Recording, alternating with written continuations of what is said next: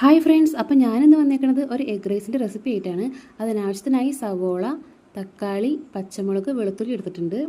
ഇനി ഒരു ചട്ടി അടുപ്പത്ത് വെച്ച് കൊടുക്കാം. എണ്ണ ഒഴിച്ച് ചൂടായി വരുമ്പോൾ നമുക്ക് സവോള ഇട്ട് കൊടുക്കാം. നന്നായി ഒന്ന് വഴറ്റിയെടുക്കുക. ഇനി പച്ചമുളകും വെളുത്തുള്ളിയും ചോപ്പ് ചെയ്തിട്ട് കൊടുക്കാം. കുറച്ച് കറി ലീവ്സ് ഇട്ട് കൊടുക്കുന്നുണ്ട്. ആവശ്യത്തിന് ഉപ്പിട്ട് കൊടുത്ത് നന്നായിട്ടൊന്ന് മിക്സ് ചെയ്യാം. ചെറിയൊരു തക്കാളി അരിഞ്ഞിട്ട് കൊടുക്കുന്നുണ്ട്. അങ്ങനെ തന്നെ ഇനി സെറ്റായി വരുമ്പോൾ നമ്മൾ ഇട്ട് കൊടുക്കാൻ പോകുന്നത് പൊടികളാണ്.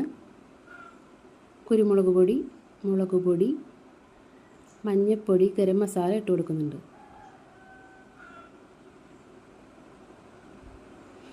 ഇനി ഇതിന് 2 എഗ്ഗാണ് ഞാൻ എടുത്തേക്കുന്നത്. എഗ്ഗ് ഇട്ട് കൊടുത്ത് നന്നായിട്ടൊന്ന് മിക്സ് ചെയ്തെടുക്കാം.